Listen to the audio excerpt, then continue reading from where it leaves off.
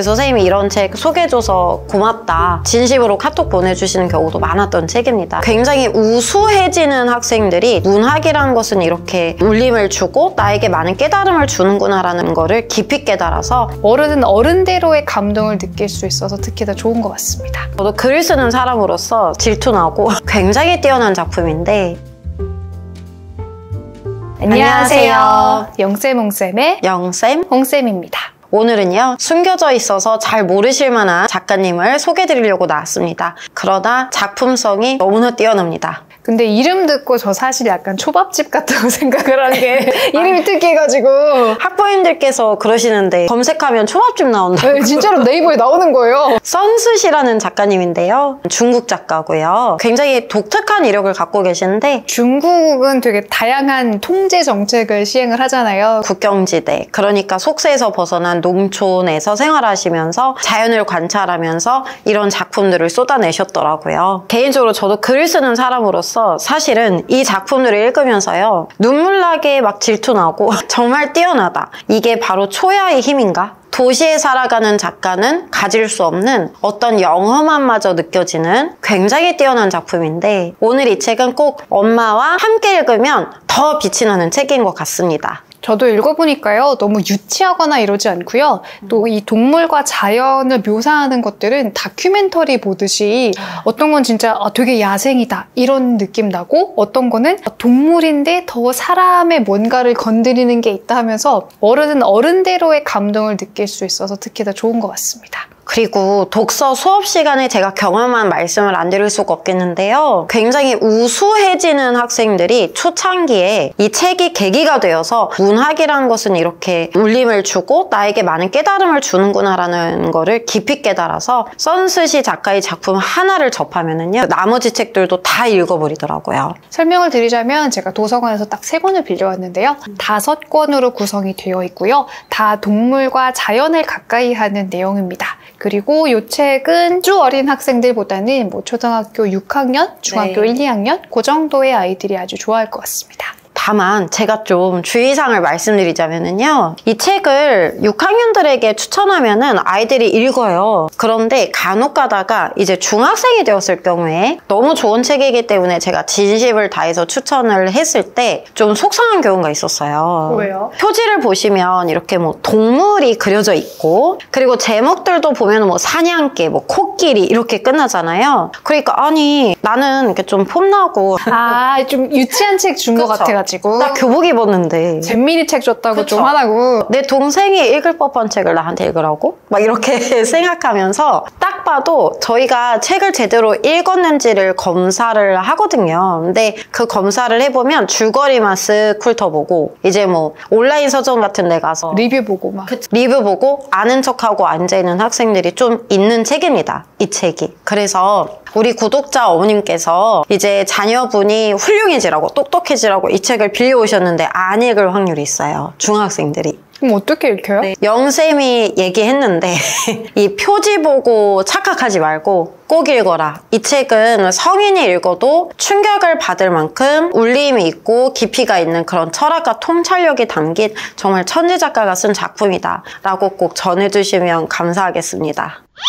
저는 이 눈먼 여우의 동굴 청소 보면서 여우를 실제로 봤구나 하고 느낀 게, 그 자식을 굴에서 보내는 걸 청소한다고 하는 소개되는 장면도 그렇고, 또 자기를 사냥하려는 사람이 오니까 아픈 척 해가지고 되게 영리하게 달아가는 모습도 그렇고, 동물이라고 하면은 우리가 유튜브로 강아지 고양이만 봐가지고 귀여운 걸 떠올리는데 그 야생의 모습 그대로를 정말 탁 거기서 몰입을 하면서 시작을 하게 됐더라고요. 아, 맞아요. 첫 장면이 선스시 작가의 작품의 특징이, 첫 장면부터 어쨌든 우리 아이가 읽었다면은 푹 빠져들어서 읽을 거예요. 그러니까 홍쌤께서 정말 정확한 지적을 해주셨는데, 우리 어떤 애완견들, 아이들이 기르는 귀여운 햄스터, 이런 친구들은 우리가 주는 음식을 받아 먹으며 재롱을 부리며 우리 인간과 이렇게 귀엽게 교감하는 생명체들이잖아요. 그런데 이 선스시 시리즈에 등장하는 동물들은 이 문명사회가 되었음에도 불구하고 여전히 야생에서 생존에 성공하고 있는 지능이 뛰어난 그런 동물들에 대해서 다루고 있거든요. 그래서 이 책을 읽으면서 아이들과 어머님께서 막 펑펑 울기도 하세요. 그 이유가 생존하기 위해서 어디까지 치열해질 수 있고 또 생존하기 위해서 심지어 자기가 낳은 죽은 새끼를 다른 새끼들에게 젖을 물려야 하기 때문에 잡아먹는 장면이 한 페이지 이상 묘사가 되어 있기도 하거든요. 그러면 이 어미가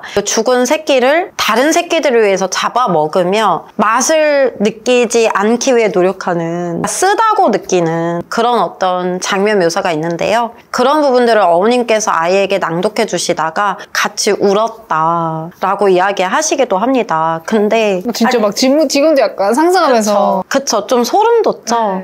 그래서 저는 작가가 그런 장면들을 그렇게 집요하게 묘사한 이유가 어디에 있는가를 생각을 해보면은요. 사실 우리 인간도 문명사회 속에서 살아가면서 늘 행복하고 좋은 일만 있는 건 아니잖아요. 본성에 맞지 않는 일을 참으며 해야 될 때도 있고 많은 인내력을 요구하기도 하잖아요. 그런 어떤 인간사회의 고통스럽고 때론 잔인한 측면에 대해서 우리 아이들이 동물들을 통해서 먼저 체험을 해본다면 좀 자아가 튼튼해질 수 있고 면역력이 생길 수 있다는 생각이 듭니다.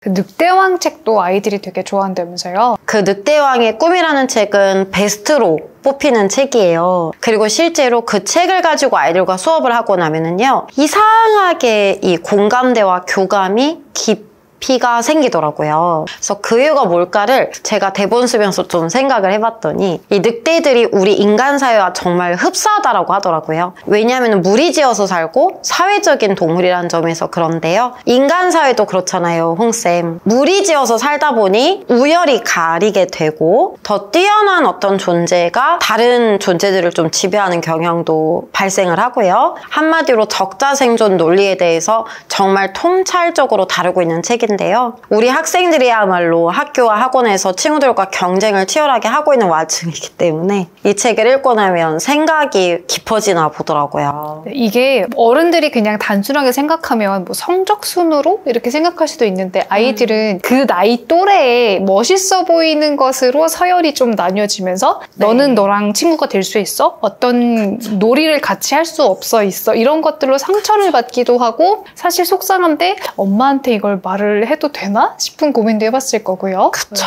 그리고 늑대왕의 꿈을 보면은 이 엄마가 굉장히 야심을 갖고 있습니다. 내 아이 중에 하나가 꼭 늑대왕이 되길 바래요. 그런 어떤 엄마의 모습, 그래서 아이를 일부러 더 거친 환경에서 자라게 하고 자식들 간에도 막 경쟁을 붙이거든요. 그런 어떤 혹독하고 목표의식이 투철한 엄마 늑대를 보면서 아이들이 엄마와의 갈등에 대해서 이야기하기도 하고 본인이 엄마의 기대에 미치지 못해서 실망시켜드렸던 경험.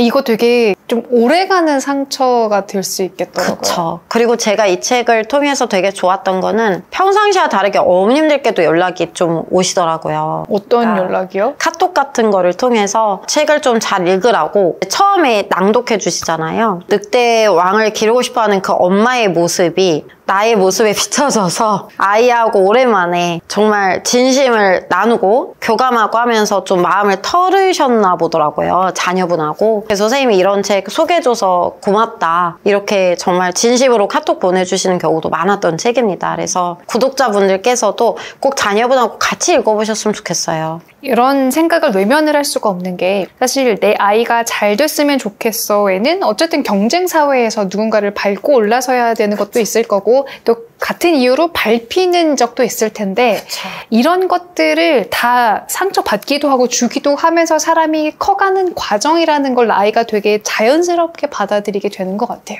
네, 미리 학습할 수 있고 또 이 책을 통해서 위안도 받을 수 있고 또 한편으로는 강인해질 수도 있는 그런 아주 복합적인, 그러니까 좋은 책들은 굉장히 다양한 기능을 하는 것 같아요.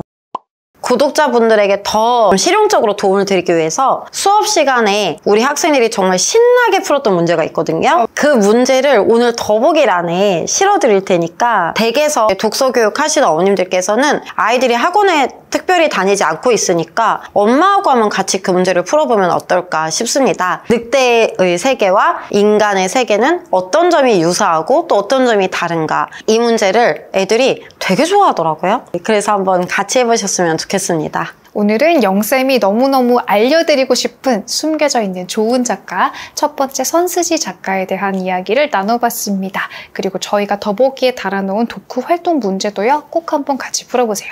앞으로도요, 제가 잘 모르시지만 정말 뛰어난 숨겨진 작가들 많이 소개해드릴 테니까 구독해주세요. 그리고 저희 학원 정보는 더보기란에 있습니다. 안녕!